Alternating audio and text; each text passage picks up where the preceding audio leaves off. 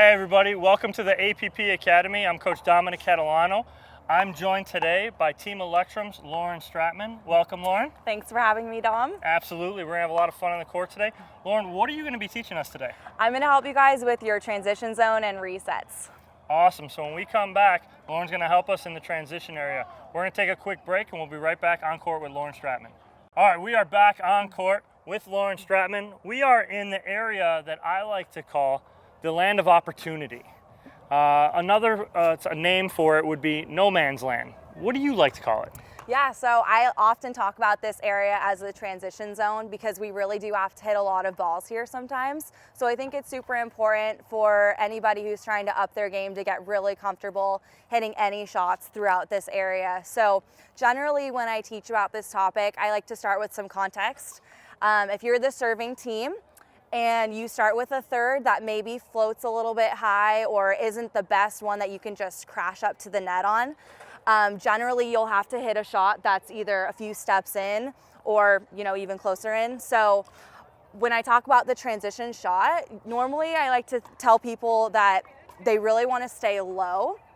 And one thing I think about too is when tennis players are coming into pickleball, they tend to step through their shots as they're coming in. So when you're blocking or resetting into the kitchen, you really want to keep your feet still. So that's the most important thing I think when I think about blocking or resetting into the kitchen. So a good square stance to the net, Yeah. as opposed to turning either side to side, is a good base for you? Yeah, I mean, I think you can turn. I think it's more about keeping the movement really in check. So as you're hitting that shot, you can split step, which is just a 2-foot, little hop, and then you can adjust to that ball and then hold your position and then reset block into that spot. So sometimes you'll have to hit 1 or 2 resets before you get up to the kitchen line, depending on how well you block that ball in. So you'll have to play that one by ear sometimes. And then sometimes you'll even get a float where you can come in and just crash the next one. So just, adjusting as needed as you come in, but knowing that positioning is important. All right, so from that description, Lauren, is there a drill that you like to do out of this transition area? Yeah, so the first drill I like to do with my practice partner at home is I like to have my partner stand at the kitchen line and I'll start in the transition area about mid-court and I'll have the ball, I'll float it up to my partner and I'm just gonna have you hit balls straight at my feet and I'm just gonna try to block it back into the kitchen. It's just really important for practicing defense and working on blocks. And generally, I like to just keep going over and over again. So you can just keep hitting them at my feet and I'll just keep blocking. And by you blocking and dropping that ball back in the kitchen, after that shot from you, what does that allow you to do? Yeah, so obviously in a real match, you would be able to get up to the line. For the purposes of this drill, I'm just gonna have myself stay here in this area. But in a match, you'll obviously follow it in if it's a good enough block. All right, so with that being said, you're going to be able to take balls that are going to bounce, or you're going to take out of the air. Where are you making, or how are you making that decision of letting it bounce or taking it out of the air? I think the key component there is making sure you split step, and so it depends on where the ball is coming in. So if I split and I'm able to reach out in front and get it in front of me, it's going to be a volley. If I split and it's coming it gets behind me, then I'll hit it off of the bounce. So it really kind of depends on the shot there. All right, Lauren, so after that drill, what's another drill that you like to do that'll get some good work out of this transition area? Yeah, so I always like to add a little competition into my drilling sessions. So I like to keep score when I play this one. So what you're gonna do with your partner is you're gonna start with a third shot drop or third shot drive. And the goal of the game is you absolutely have to force yourself to hit a 5th shot and a 7th shot before you get up to the kitchen line, and then you'll play the point out from there. So you'll keep score, your partner will stay up at the kitchen line the whole time, I'll be the one working my way in, and then we'll play to 11, and then you can switch roles with your partner after that. That's awesome because I think that is so game-like. And for you guys at home, I love the fact that you like to keep score. Yeah. Because it puts a purpose behind everything. When you have and you are keeping score, it puts a purpose to everything you're doing. You're not just doing things repetitively. There's a point to it. There's a beginning, a middle, and an end to it. So I love this drill. Lauren, when we're here, philosophy-wise, when is the proper time to think defense to offense? What are you thinking when you're in this area? When is that proper time? Because we can't just sit here and reset. Right. We need to work our way up. When is that, where's that line we draw where we can come in and say, okay, it's enough defense, I got to get offensive here? Right, yeah. So generally, I think of myself as a pretty aggressive player, so this is really what feeds into my game style. So after I've maybe hit like 1 or 2 blocks, depending on how well I've reset it back into the kitchen, sometimes I'll creep in and look for a ball that sort of floats, or a ball that someone thinks that they can attack because I'm still back here. Then I can crash up to the kitchen and attack that next shot. So I think if you're looking for, or if you're anticipating what your opponent's going to do, it really opens up an offensive opportunity. So you don't want to stay playing defense all day long, but if you're a confident defensive player, you can switch that right into offense if you're looking for the right time. And talking about that too, when we talked about third shot drops, and being confident and knowing I can hit a third shot drop and not have to crash completely. Right. And having that confidence of working in the transition area. Right. Is that something a part of your game? Oh, definitely. Yeah, I think when I first was taught how to play pickleball, everybody always said, hit a third shot drop or hit a third shot drive and crash the kitchen line. But I'm a big proponent of taking your time if necessary. So I think, yes, gaining that confidence in this area is key for setting up a point and building point, getting yourself up to the line at the right time, and not getting your partner in trouble. Those are some great philosophies. Yeah. Lauren, thank you so much for all your input today. We really appreciate it. Thanks for having me. Absolutely. So when we come back after this break, I'm going to sit down one-on-one with Lauren, talk everything pickleball. Don't go anywhere.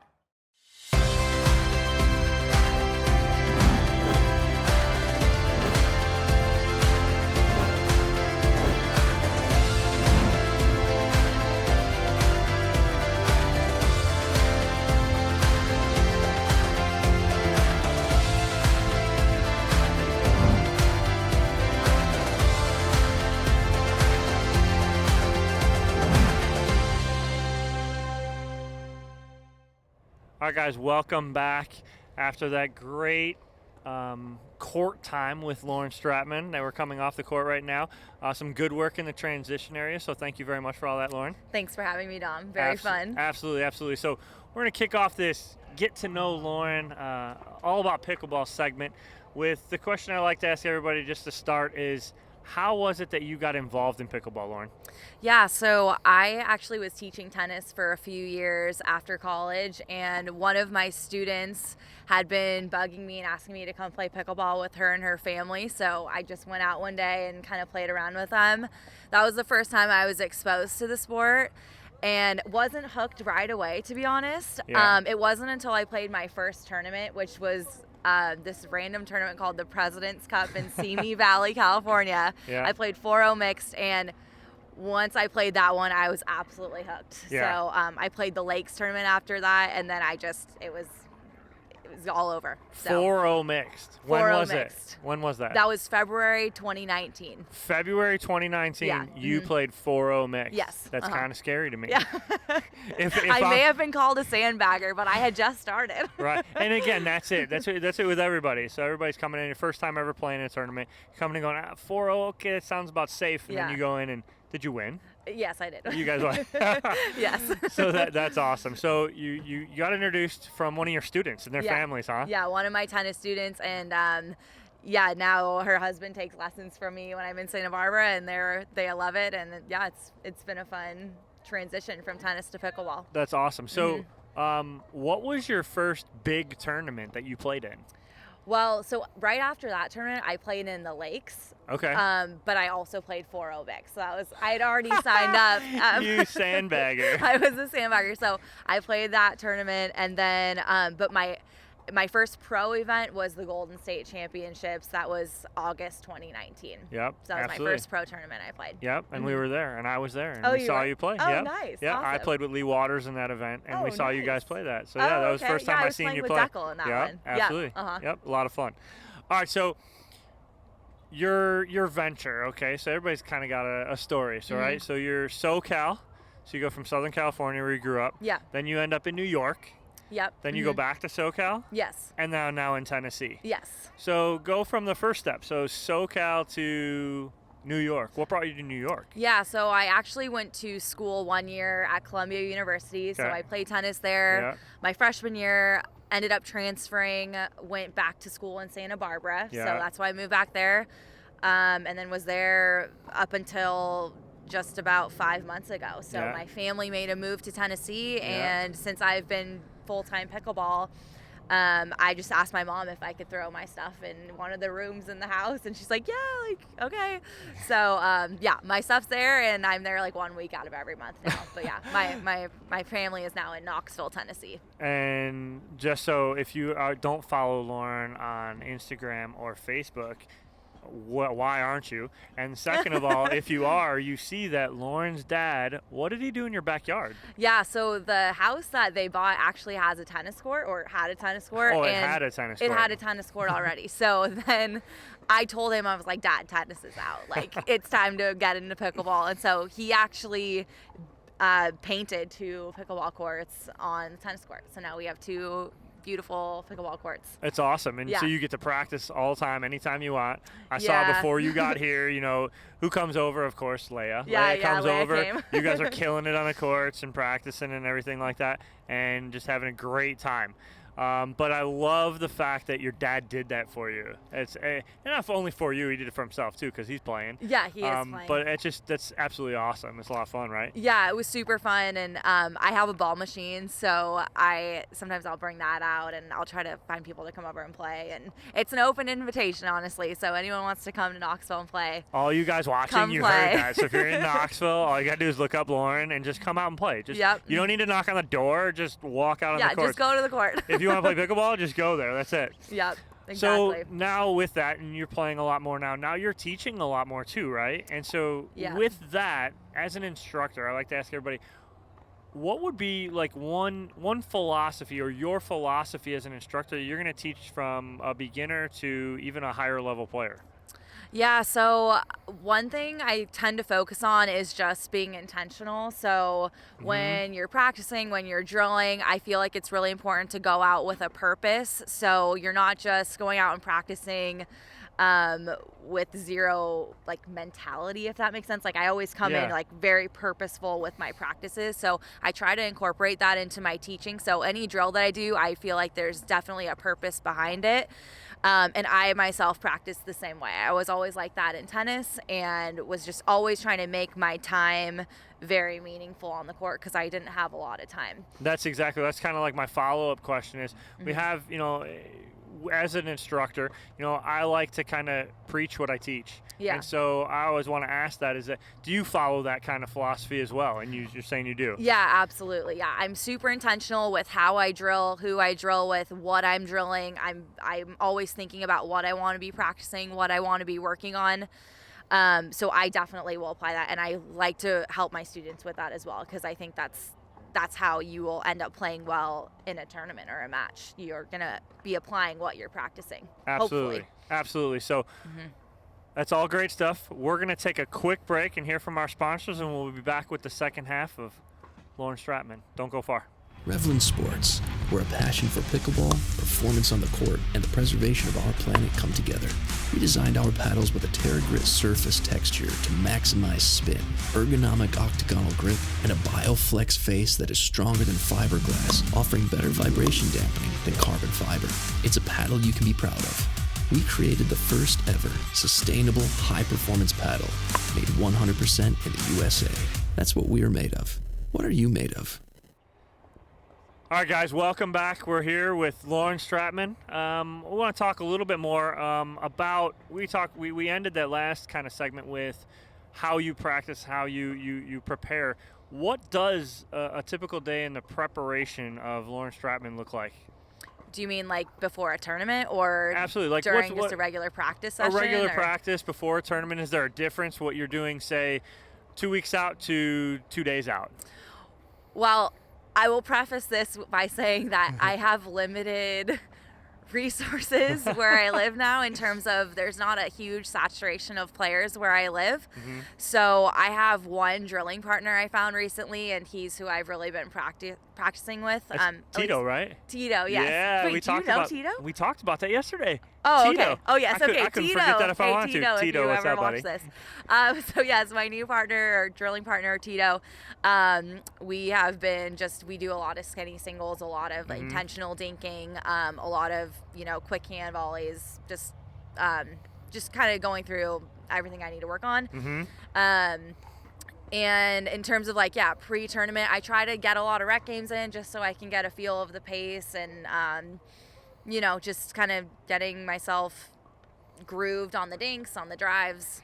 And I try to stretch sometimes. Try to stretch sometimes I throw in a stretch or two. So your preparation, so say you're at home practicing a couple weeks before. Yeah. Does that change when you're getting closer to tournament time? Perfect example, like yesterday, you're playing a little bit today, you played a little bit earlier today. What will that look like considering you play tomorrow morning?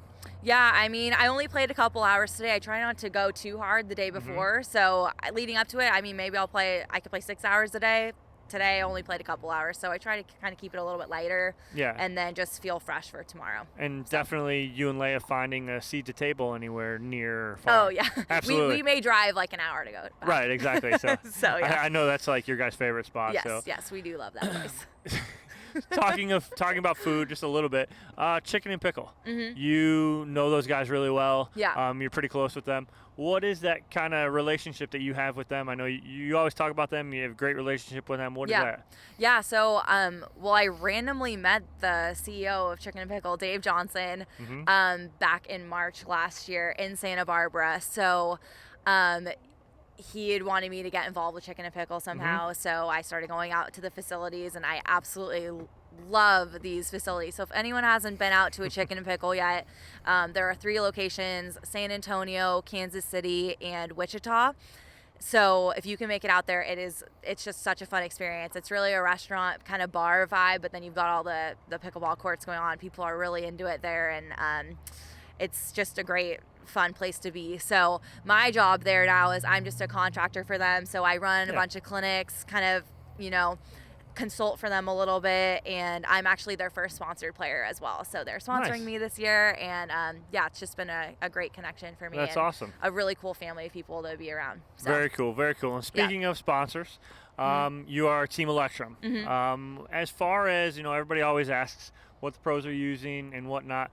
With Electrum, what's the paddle you use? How's your relationship with them as far as play and traveling a lot? Yeah, so we actually only have one paddle. We have a new paddle coming out, but for right now, we just have the OG Electrum paddle, so it doesn't make it difficult to choose one. Pretty easy, right? Yeah, I'm like, okay, well, I guess I'll play with their paddle. I'm going to play with that black Electrum. Yeah, exactly. So, yeah, I play with just the Electrum Pro is what it's called, and it has a super gritty surface and a lot of pop to the paddle. So I love it. It's a great combination of spin and power, and it suits my game really well. So I'm really into it. I think the company's great. They've got good vision for the next couple of years. They really believe in pickleball. They love pickleball, and the owners are super nice people, great guys, and we have a good team of people behind us. So, that's awesome. That's awesome. I know you, Pat Smith, just to name one, Pat will be here this weekend. Yeah. Seeing you guys play again, these companies, reaching out and signing these players,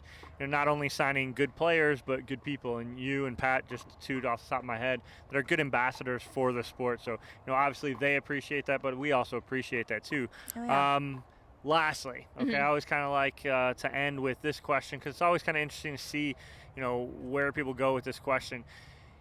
As far as you as an athlete, who was it always? Was there someone, and it doesn't even need to be an athlete in general, but who was it that someone who kind of inspired you along the way in tennis or just in life in general? Yeah, so as cliche as this sounds, here we go. My dad was actually a huge inspiration for me. So I was such a daddy's girl at heart. But that's awesome. My dad was my coach my whole life, and he played tennis growing up, and so he always was coaching me, and he was huge on coaching me from a mental toughness standpoint. So every car ride to and from school was talking about my mental game, how to be mentally tougher competitor. And he just was always inspiring me to be better, to get better, to be a great competitor, but to always be humble, be a good person. And I think we had a great coaching or father-daughter coaching relationship, and it went pretty well for me. So well, I think he's still kind of into that, considering he took that tennis court and turned into a pickleball court now. So for sure. I still think you're a little bit of a daddy's girl, Yes. which is perfectly fine, right? So. Considering Dad did that, and he was like, "Yeah, you can stay. You can stay. You're for fine. sure. You can come and stay whenever you want." Yes. So, Yes. Lauren, thank you so much for joining Thanks us. for having Thank me. you for getting on court with us. I know everybody appreciates that, learning from you. If you're ever in the Knoxville, Tennessee area, stop. Again, open invitation, Lauren's house. Yep. You don't even need to ask. Just show up, get on the court. So they hear pickleball going, they're going to come out. So, Or you could message me. You could You if you don't have want. to. You don't have to. But Lauren, thank you again. Thanks, on Dom. court. Thank you for joining us in the booth. We appreciate it. Guys, we'll see you next time.